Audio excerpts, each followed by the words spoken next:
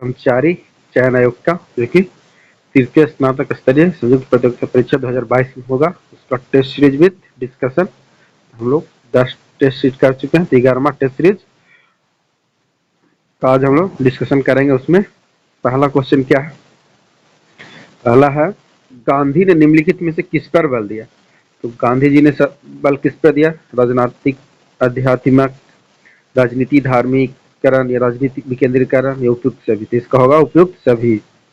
गांधी जी ने राजनीतिक का आध्यात्मिकरण, धार्मिकरण और विकेंद्रीकरण पर बल दिया। महात्मा गांधी जो थी स्वराज के पक्ष में थे और राजनीति के विकेंद्रीकरण का एक उदाहरण है। गांधी जी ने राजनीति एवं धर्म में अनोनाश्रय संबंध को मानते थे, जो आध्यात्मिक और भौतिकवाद के बीच समन्वय कार्य करता है।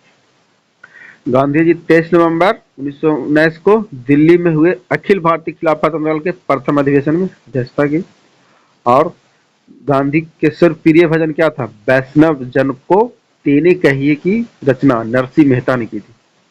और भारत में 1917 से 1918 के बीच गांधी जी ने क्या? चंपारण सत्याग्रह 1917 में और अहमदाबाद मिल हड़ताल, उसके बाद खेड़ा सत्याग्रह का नेतृत्व 1917 से 18 के बीच किए। इसके बाद आते हैं 2 नंबर में, भारतीय संविधान स्पष्टता प्रेस की स्वतंत्रता की व्यवस्था नहीं करता, परंतु यह स्वतंत्रता अंतर्निहित है। अनुच्छेद कितने में है? तो अनुच्छेद 1 के क में है। तो 1 के क में क्या है? अनुच्छेद 1 के क में क्या? वाक स्वतंत्रता के तहत प्रेस की स्वतंत्रता भी अंतर्निहित है। और अनुच्छेद 1 के ख में क्या है? शांतिपूर्ण तरीके से सभा का स्वतंत्रता प्रदान करना। और 19 के ग में क्या है? संघ बनाने के स्वतंत्रता प्रदान करना। और 19 के घ में भारत में कहीं भी आने जाने या भ्रमण करने की स्वतंत्रता प्रदान है। और 19 को अड़ा में क्या है? भारत के राज्य क्षेत्र में किसी भाग में निवास करने और निवास जाने की स्वतंत्रता प्रदान की गई है, आने जाने की। और 19 में क्या है? कोई भी वित्तीय व्यापार या कारोबार करने का स्वतंत्रता प्रदान किया गया। ये हो गया 2 नंबर का। 3 नंबर का क्या है? अकबर ने कब जजिया कर की समाप्ति की? अकबर ने कब जजिया कर की समाप्ति की? तो 1564 में अकबर ने जजिया कर की समाप्ति कर दी। तो जजिया कर जो किस पे लगाया जाता था? गैर मुस्लिमों से जान माल की सुरक्षा के लिए लिया जाता था। और 1564 में अकबर ने समाप्त कर दिया। 1679 में औरंगजेब ने पुनः लागू कर दिया। जजिया कर सर्वप्रथम भारत के कहा? सिंध क्षेत्र में मोहम्मद बिन कासिम ने लागू किया था। और फिरोज शाह तुगलक ने जजिया कर ब्राह्मणों से भी लिया। जजिया कर अंतिम रूप से मोहम्मद शाह रंगीला के काल में हटा दिया गया। उसके बाद 4 नंबर में, महात्मा बुद्ध का संबंध किससे है? तो महात्मा बुद्ध का संबंध शाक्य से है। महात्मा बुद्ध का संबंध शाक्यकुल से है। और गौतम बुद्ध शाक्य गणराज के क्षत्रिय और महावीर यात्रिक कुल के क्षत्रिय थे। गौतम बुद्ध का जन्म 1563 ईसा पूर्व में कहा? कपिला वस्तु, जिसको पिपरहवा के निकट नेपाल के तराई में स्थित लुम्बिनी देवी में हुआ था। और महावीर का जन्म 1540 ईस्वी में कुंडग्राम वैशाली के पास हुआ। महावीर के पिता सिद्धार्थ, माता त्रिशला जो कि लिच्छवी शासक चेटा की बहन थी, और पत्नी यशोदा, पुत्री कौन थी? यनोजा या प्रियदर्शिनी थी। बुद्ध के पिता सुधोधन, माता महामाया देवी, जिसको कोलिय राजवंश की कन्या हुई महामाया देवी।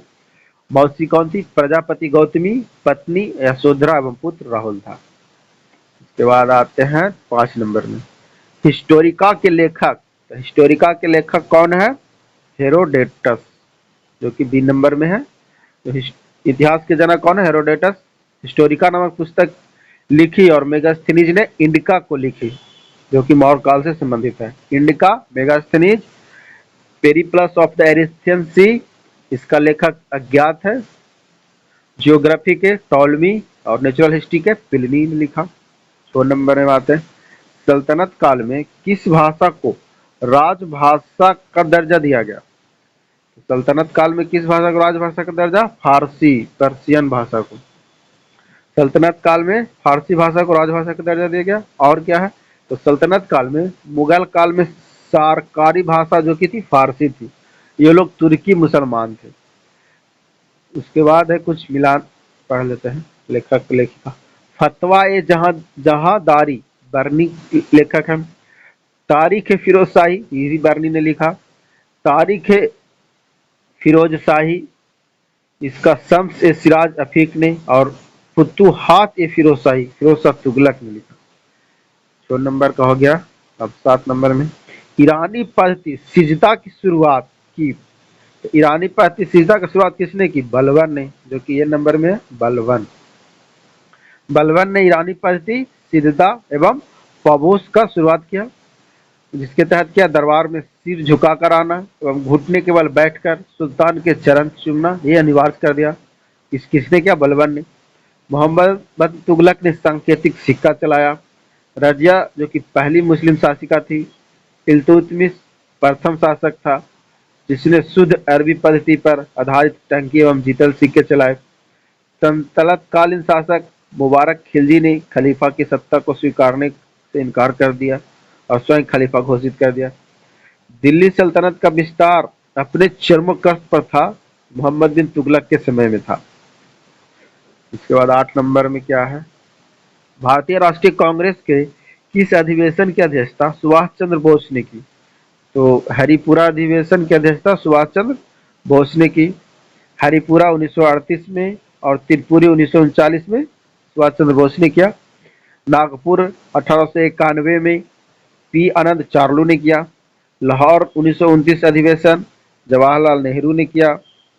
और दिल्ली 1918 पंडित मदन मोहन मालवीय ने अध्यक्षता किया। 1896 में कलकत्ता में रहमुतुल्लाह सियानी के नेतृत्व में पहली बार बंकिम चंद्र चटर्जी ने वंदे मातरम गाया। कब? 1896 में। फिर 1916 में क्या है? लखनऊ में अंबिका चंद्र मजूमदार के नेतृत्व में क्या हुआ? कांग्रेस और मुस्लिम लीग का पुनर्मिलन हो गया। और 1924 में बेलगांव अध्यक्षता गांधी जी ने की थी। उसके बाद है 9 नंबर, जब चंद्रमा पृथ्वी के सबसे नजदीक होता है तो ऐसी स्थिति में कहलाती है? ऐसी स्थिति में क्या कहलाती है? उपभू। चंद्रमा का पृथ्वी के निकट होना उपभू एवं दूर होना अपभू कहलाता है।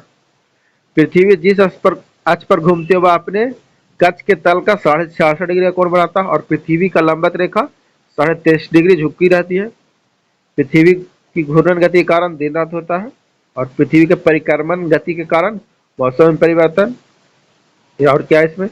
सूर्य के साथ पृथ्वी का झुकाव बदलता रहता है, जिसके कारण दिन रात की लंबाई में अंतर पड़ता है। चंद्रमा पृथ्वी का एकमात्र प्राकृतिक उपग्रह है। राज्यसभा के वर्तमान महासचिव कौन है? तो प्रमोद चंद्र मोदी है राज्यसभा के वर्तमान महासचिव। 11 में क्या है? समुद्र तटों को कचरा मुक्त करने हेतु पुनीत सागर अभियान किस संगठन ने चलाया? तो पुनीत सागर अभियान एनसीसी ने चलाया। 12 नंबर में विश्व बैंक अंतर्राष्ट्रीय मुद्रा कोष की स्थापना किस वर्ष हुई? तो हो गई 1944 में विश्व बैंक अंतर्राष्ट्रीय मुद्रा कोष की स्थापना 1944 में किया गया। विश्व बैंक और IMF कार्य करता 1945 में स्टार्ट हुआ था। संयुक्त राष्ट्र संघ की स्थापना 1945, अंतर्राष्ट्रीय न्यायालय 1945, गुट निरपेक्ष आंदोलन की स्थापना 1961 और सार्क का 1985। ये था 12 का। अब 13 में आते हैं। अक्षांश का तात्पर्य है, तो अक्षांश का तात्पर्य क्या है? इसका कौन सा होगा आंसर? तो इसका होगा डी। ग्लोब पर विषुवत रेखा के समानांतर उत्तरी एवं दक्षिणी गोलार्ध में खींची गई रेखा अक्षांश कहलाता है। ग्लोब पर विषुवत रेखा के समानांतर उत्तरी एवं दक्षिणी गोलार्ध पर खींची गई रेखा को क्या कहते हैं? अक्षांश रेखा कहते हैं, जिसकी लंबाई 90 + 90 मतलब 180 होता है, जिसे डिग्री, मिनट, सेकेंड में व्यक्त किया जाता है। अक्षांश रेखा क्या है? पूरब से पश्चिम दिशा की ओर खींची जाती है। अक्षांश रेखा किसी स्थान की स्थिति का पता लगाता है। भूमध्य रेखा से ध्रुवों की ओर अक्षांश रेखा की लंबाई कम होती है। दो अक्षांश रेखाओं के बीच की दूरी समान होती है, जो कि 111 किलोमीटर होता है। भूमध्य रेखा, जो कि सबसे बड़ी अक्षांश रेखा, जिसे बृहत वृत्त भी कहा जाता है भूमध्य रेखा को। अब आते हैं 14 नंबर में, पृथ्वी अपनी धुरी पर घूमती है, तो पृथ्वी अपनी धुरी पर पश्चिम से पूरब की ओर घूमती है। पृथ्वी अपनी धुरी पर पश्चिम से पूरब की ओर घूमती है। इसमें इंपॉर्टेंट क्वेश्चन है, याद कीजिए। तो इसमें क्या कह रहा है, पृथ्वी अपनी धुरी पर पश्चिम से पूरब की ओर, जिसको एंटी क्लॉक वाइज घूमते, इसी कारण सूर्योदय पूरब में होता है। पृथ्वी दीर्घवृत्ताकार पथ पर सूर्य की परिक्रमा करता है, जिसके कारण सूर्य से इसकी दूरी बदलते रहती है। जब पृथ्वी और सूर्य के मध्य अधिकतम दूरी पाई जाती है तो उसे अपसौर की स्थिति कहते हैं। और इस स्थिति में सूर्य और पृथ्वी के बीच की दूरी 15.21 करोड़ किलोमीटर होता है। हो गया। 15 में क्या है, कार्ल मार्क्स किस देश के निवासी थे? तो कार्ल मार्क्स जर्मनी के निवासी थे। दास कैपिटल के लेखक कार्ल मार्क्स और साम्यवादी अर्थव्यवस्था का भी जनक कार्ल मार्क्स होते हैं, जो कि जर्मनी का निवास था। कार्ल मार्क्स वैज्ञानिक समाजवाद के जनक हैं। कार्ल मार्क्स ने कम्युनिस्ट मैनिफेस्टो की घोषणा की और इन्होंने नारा दिया, विश्व की मजदूर एक हो जाओ, तुम्हें खोने के लिए कुछ नहीं है, पाने के लिए सारा संसार है। कार्ल मार्क्स ने नारा क्या दिया, विश्व की मजदूर एक हो जाओ, तुम्हें खोने के लिए कुछ नहीं है, पाने के लिए सारा संसार है। यह है कार्ल मार्क्स की नारा। 16 में क्या है, कांग्रेस के किस अधिवेशन में पूर्ण स्वराज की मांग स्वीकार की गई? तो ये की गई लाहौर अधिवेशन 1929 में। लाहौर अधिवेशन 1929 में जिसके अध्यक्षता जवाहरलाल नेहरू ने किया, तो इसमें पहली बार पूर्ण स्वराज की प्रस्ताव रखा गया। और इस अधिवेशन में प्रत्येक वर्ष 26 जनवरी को स्वतंत्रता दिवस के रूप में मनाया जाने लगा। भारतीय राष्ट्रीय कांग्रेस के चौथे अधिवेशन 1888 की अध्यक्षता जॉर्ज इलो ने की। बॉम्बे में हुए कांग्रेस के पांचवें अधिवेशन 1889 की अध्यक्षता सर विलियम बेवर ने की। और कांग्रेस के मद्रास में हुए 10वें अधिवेशन की अध्यक्षता अल्फ्रेड वेब ने की थी। इसके बाद आते हैं 17 में, भारत के प्रधानमंत्री की नियुक्ति होती है। भारत के प्रधानमंत्री की क्या होती है, नियुक्ति होती है। अनुच्छेद 75 के आधार पर क्या होता है, लोकसभा के बहुमत दल के नेता को राष्ट्रपति प्रधानमंत्री के रूप में नियुक्त करता है और प्रधानमंत्री की सिफारिश पर ही राष्ट्रपति संघीय मंत्रियों की नियुक्ति करता है। प्रधानमंत्री संघीय मंत्रियों के विभाग को बंटवारा करता है और प्रधानमंत्री का प्रतिवेदन वे राष्ट्रपति संघीय मंत्रियों से इस्तीफा ले सकते हैं। इसके बाद 18 में क्या है, लोकतंत्रात्मक शासन की सफलता के लिए आवश्यक है। क्या है, उपयुक्त 13 में सभी होना चाहिए। 18 के डी, शिक्षा, शिक्षित जनता, नागरिक स्वतंत्रता और आर्थिक समानता। लोकतंत्र की सफलता की शर्त क्या है, पहला क्या, जनता शिक्षित हो, दूसरा आर्थिक समानता, तीसरा नागरिक स्वतंत्रता, जनता का आत्मबल ऊंचा हो, जाति और धर्म के आधार पर मतदान न करता हो, जनता का नैतिक बल ऊंचा हो, लोभ तथा भय के आधार पर मतदान न करता हो। यह है लोकतंत्र की सफलता के शर्त। विश्व का प्रथम लोकतंत्र देश यूएसए है। भारत विश्व का सबसे बड़ा लोकतंत्र देश है और भारतीय परिषद एक्ट 1892 के द्वारा भारत में क्या है, अप्रत्यक्ष रूप से लोकतंत्र की शुरुआत हुआ। इसके बाद है 19 नंबर में, सोशल कॉन्ट्रैक्टर किसके द्वारा लिखा गया? तो सोशल कॉन्ट्रैक्टर किसके द्वारा, सी रूसो के द्वारा, पुस्तक रूसो के द्वारा लिखा गया। डिवाइन कॉमेडी के दाते ने लिखा, ओडिसी ऑफ इलियड होमर ने, गुलिवर्स ट्रेवल जोनाथन स्विफ्ट ने और पॉलिटिक्स का अरस्तु ने लिखा। 20 नंबर में, भारत के मानक समय का यमोत्तर नहीं गुजरता है, तो किससे नहीं गुजरता है, महाराष्ट्र से नहीं गुजरता है। भारत का मानक समय 82.5 डिग्री पूर्वी यमोत्तर है, जो उत्तर प्रदेश, मध्य प्रदेश, छत्तीसगढ़, उड़ीसा और आंध्र प्रदेश से गुजरता है। तो इसमें याद करने का चीज क्या है, जैसे 82 डिग्री पूर्व यमोत्तर में, जो कि कहाँ कहाँ पाया जाता है, उत्तर प्रदेश, मध्य प्रदेश, छत्तीसगढ़, उड़ीसा और आंध्र प्रदेश से क्या होता है, गुजरता है।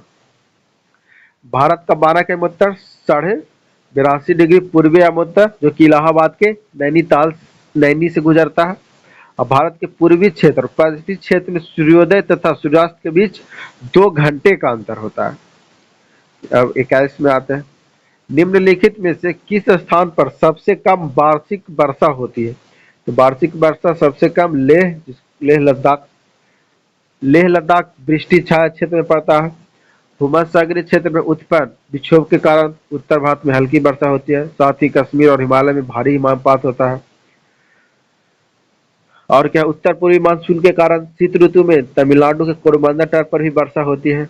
ग्रीष्म ऋतु में उत्तर भारत में लू अर्थात शुष्क गर्म पवन चलती है। और पश्चिम बंगाल एवं असम में क्या होता है, ग्रीष्म ऋतु में काल बैसाखी जिसमें पवन चलती है, जिसको नॉर्वेस्टर बोलते हैं, जिसकी गरज के साथ वर्षा होती है। ये था 21 का व्याख्या। 22 में आते हैं। प्राचीन वैशाली नगर को वर्तमान में किस नाम से पुकारते हैं?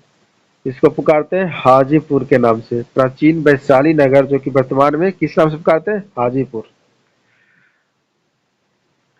बुद्ध काल के शक्तिशाली राजा राज वैशाली के लिच्छवी गणराज्य की स्थापना सूर्य वंश के संस्थापक इक्ष्वाकु के पुत्र विशाल ने की थी। कालांतर में क्या है, बज्जी महासंघ की राजधानी वैशाली बनाई गई, जिसकी सीमाएं वर्तमान हाजीपुर को शामिल करते हुए मुजफ्फरपुर जिले तक फैली हुई है। बुद्ध काल में लिच्छवी का राजा कौन थे? चेटक थे, जिनकी पुत्री चेलना का विवाह मगध नरेश बिंबिसार के साथ हुआ। इसकी चर्चा किसमें है? ललिता विस्तार, जो कि बौद्ध ग्रंथ में मिलता है। महावीर की माता का नाम तिरसला चेटक, जो कि बहन थी महावीर की। उसके बाद 23 नंबर में आते हैं। पटना स्थित सदाकत आश्रम की स्थापना किसने की? तो मजरुल हक ने सदाकत आश्रम की स्थापना की। पटना स्थित सदाकत आश्रम का स्थापना मजरुल हक ने किया। और मजरुल हक ने क्या, खिलाफत आंदोलन और असहयोग आंदोलन में काफी सक्रिय रहे। बिहार विद्यापीठ के संस्थापक कुलपति भी रहे। गांधी जी इन्हें देश भूषण कहते थे और उन्होंने समाचार पत्र द मदरलैंड का प्रकाशन किया मजरुल हक ने। उसके बाद आते हैं 24 में। बिहार में विद्युत ऊर्जा का मुख्य स्रोत क्या है? तो बिहार में विद्युत ऊर्जा का मुख्य स्रोत ताप विद्युत है। बिहार में विद्युत ऊर्जा का मुख्य स्रोत क्या है? ताप विद्युत। बिहार ही नहीं, पूरे भारत में ऊर्जा का मुख्य स्रोत ताप विद्युत है। देश की कुल ऊर्जा उत्पादन में कितना ताप विद्युत का हिस्सा? 67% है। बिहार में ऊर्जा क्षेत्र में 3 प्रमुख अभिकरण कार्यशील है, जिसमें पहला बिहार राज्य विद्युत बोर्ड, दूसरा बिहार राज्य जल विद्युत निगम और तीसरा है बिहार नवीकरणीय ऊर्जा अभिकरण। बिहार राज्य विद्युत बोर्ड की स्थापना 1 अप्रैल 1958 को हुआ। बिहार राज्य विद्युत बोर्ड को नई बिहार राज्य विद्युत सुधार अंतरण योजना 2022 के तहत 5 कंपनियों में बांट दिया गया। उसके बाद है 25 में क्या है, बिहार बंगाल से कब पृथक हुआ? तो बिहार बंगाल से 1911 में पृथक हुआ। 1911 में जब जॉर्ज पंचम के सम्मान में दिल्ली दरबार का आयोजन किया गया, जिसमें बंगाल विभाजन को रद्द कर दिया गया और बंगाल से अलग कर बिहार राज्य का गठन की घोषणा किया गया, जिसकी अधिसूचना औपचारिक रूप से 22 मार्च 1912 को किया गया, जिसमें उड़ीसा बिहार राज्य में ही शामिल था। 1936 में उड़ीसा को बिहार से अलग कर दिया गया।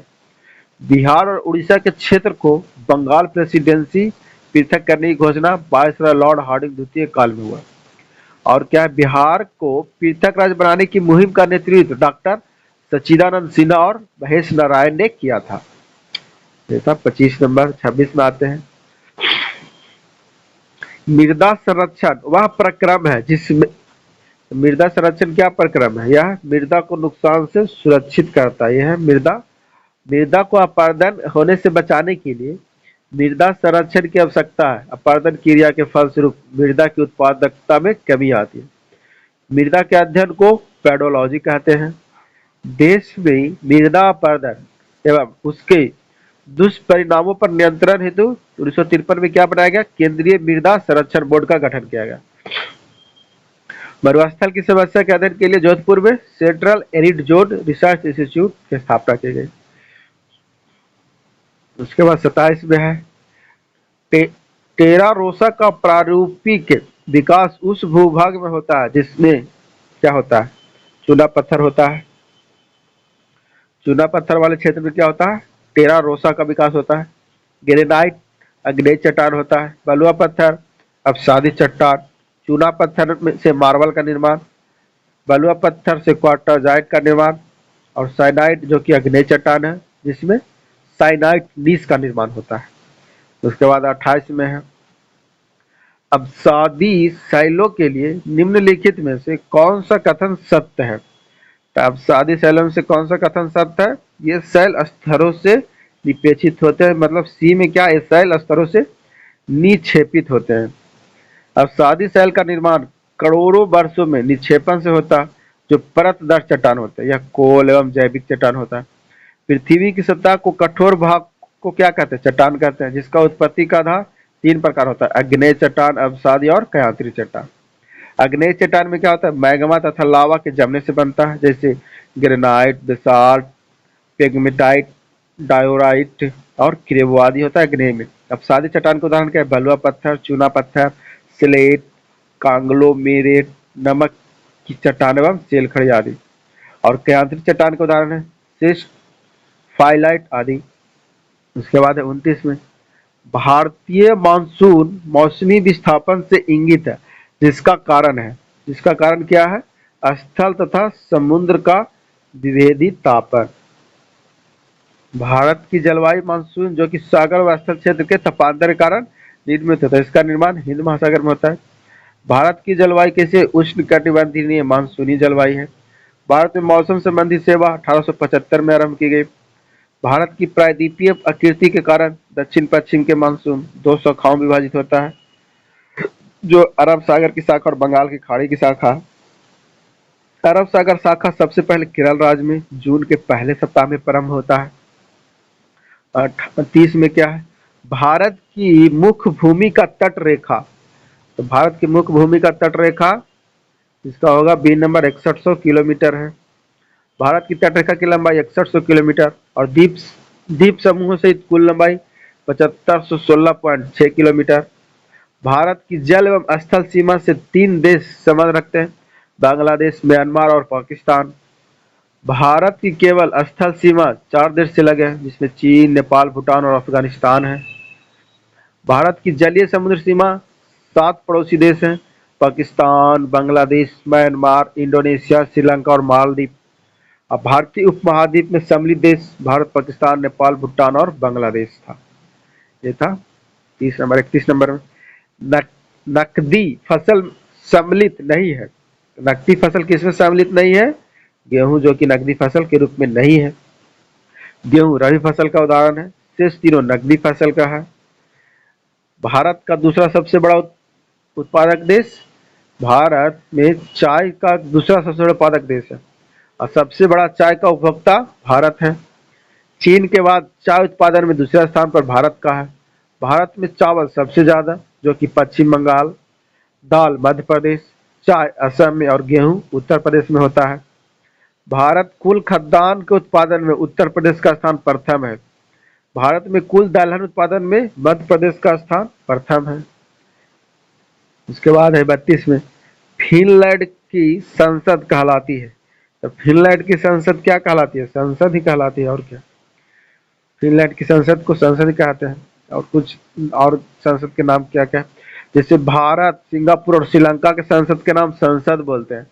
संयुक्त राज्य अमेरिका के संसद के नाम कांग्रेस, रूस की संसद के नाम ड्यूमा, ब्रिटेन, ऑस्ट्रेलिया और कनाडा के पार्लियामेंट, जापान की संसद के नाम डायट, चीन की संसद national people's congress, Pakistan, France और पोलैंड की नेशनल असेंबली। तो ये चार्ट याद करने के लायक है, बोले इसको सुनिएगा, बार बार याद हो जाएगा। 33 में क्या है? भारत के प्रथम उर्वरक संयंत्र कहाँ लगा? तो भारत का प्रथम उर्वरक संयंत्र जो कि सिंदरी में लगा, 20 नंबर में है। भारत का प्रथम नाइट्रोजनी युक्त खाद कारखाना 1951 में सिंदरी में स्थापित किया गया। भारत चीन के बाद दूसरा सबसे बड़ा नाइट्रोजन युक्त उर्वरक उत्पादक देश हो गया। भारत का पहला सुपर फास्फेट संयंत्र रानीपेट तमिलनाडु में, जो कि 1906 में स्थापना किया गया।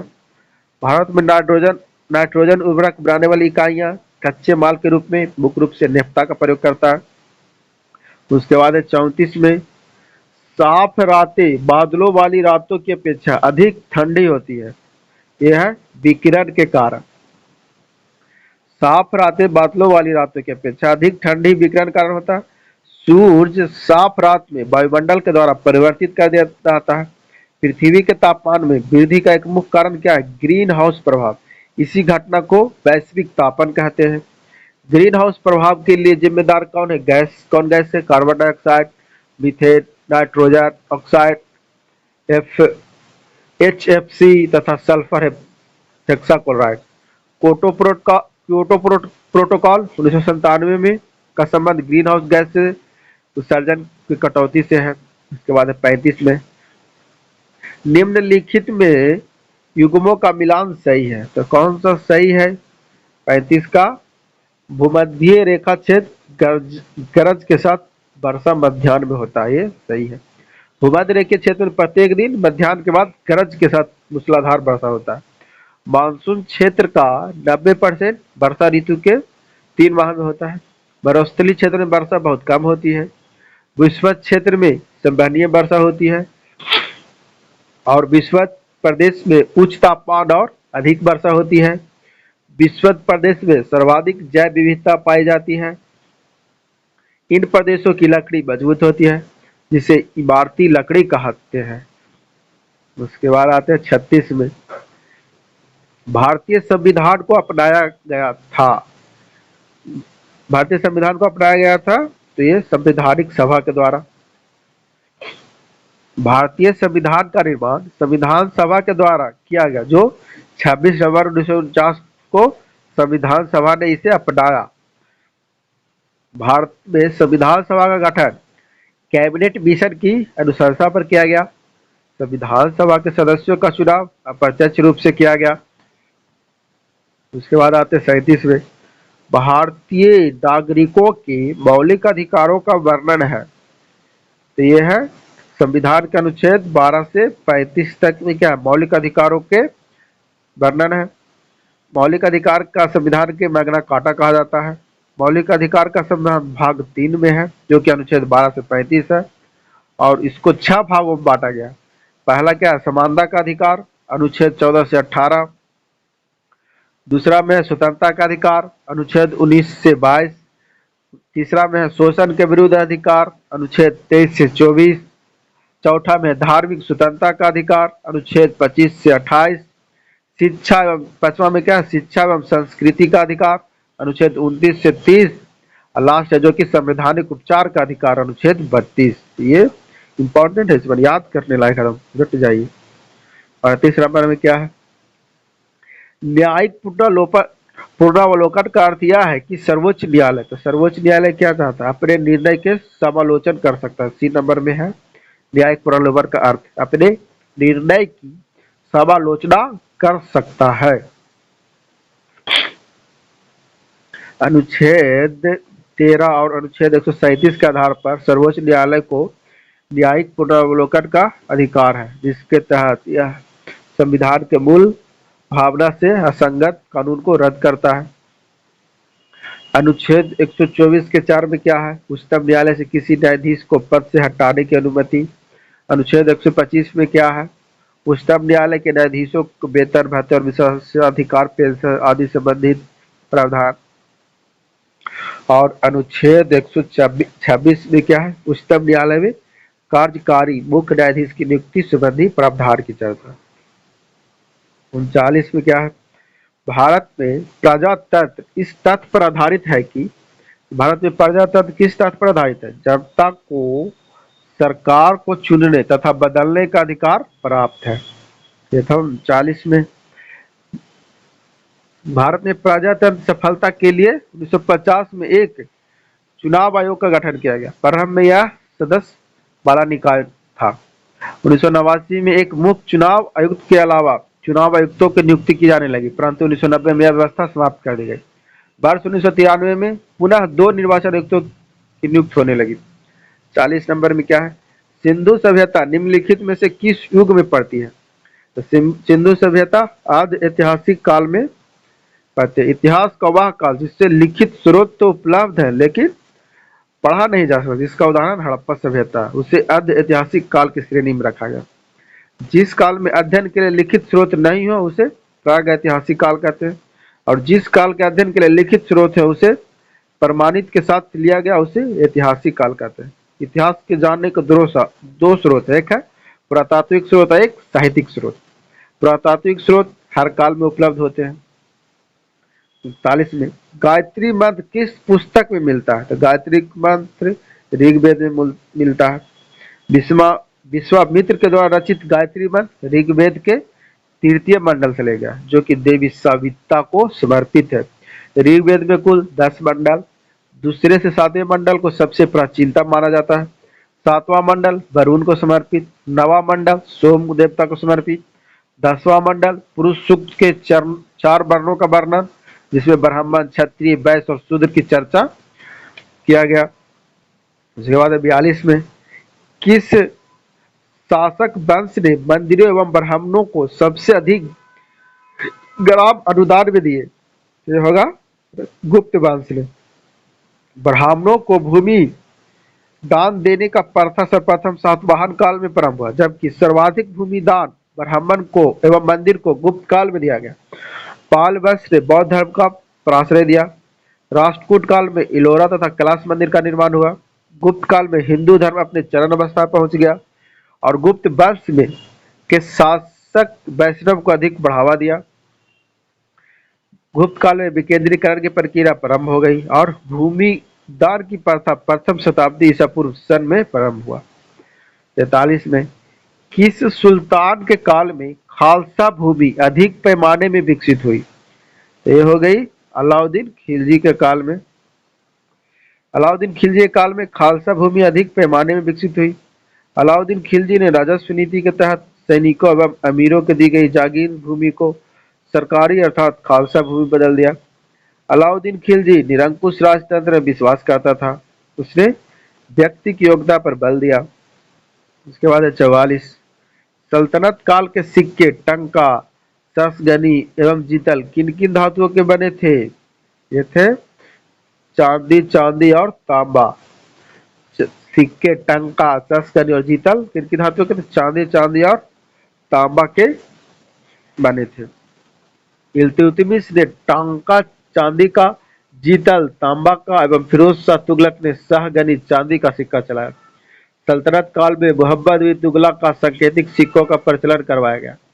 सल्तनत काल में क्या किया गया? मोहम्मद बिन तुगलक के द्वारा सांकेतिक सिक्कों का प्रचलन, और सांकेतिक सिक्का स्वतः तांबे का ही होता था।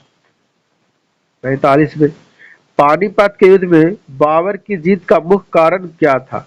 बाबर की जीत का कारण तुगलमा पद्धति। 1526 में पानीपत के प्रथम युद्ध में बाबर ने तुगलमा युद्ध नीति द्वारा इब्राहिम लोदी को पराजित किया। बाबर ने भारत में अपना पहला आक्रमण भैरा एवं बजौर के यूसुफजई जनजाति के विरुद्ध किया, जो कि 1519 में। बाबर और इब्राहिम लोदी के बीच पानीपत का प्रथम युद्ध 21 अप्रैल 1526 को लड़ा गया। खारवा का युद्ध 17 मार्च 1527 के बाबर और मेवाड़ के शासक राणा सांगा के बीच लड़ा गया। उसके बाद है 46 नंबर। भारतीय रेल के किस नाम से एक स्वचालित ट्रेन सुरक्षा प्रणाली की परीक्षण किया गया? तो 46 का क्या होगा? 46 का सी, कवच। उसके बाद है 47 में प्रधानमंत्री नरेंद्र मोदी ने 5 नवंबर को केदारनाथ धाम में किस प्रसिद्ध गुरु की प्रतिमा का अनावरण किया? तो आदि शंकराचार्य का अनावरण किया। 48 में यूपीएससी के नए चेयरमैन कौन बने? यूपीएससी के नए चेयरमैन डॉक्टर मनोज सोनी बने, जो कि डी नंबर में। 49 में निम्नलिखित में से किसके जन्म दिवस को जनजातीय गौरव दिवस के रूप में बनाने की घोषणा केंद्रीय मंत्रिमंडल द्वारा की गई? ये होगा बिरसा मुंडा के जन्म दिवस पर। 50 में विश्व स्वास्थ्य संगठन ने किस महाद्वीप को पोलियो वायरस मुक्त घोषित किया?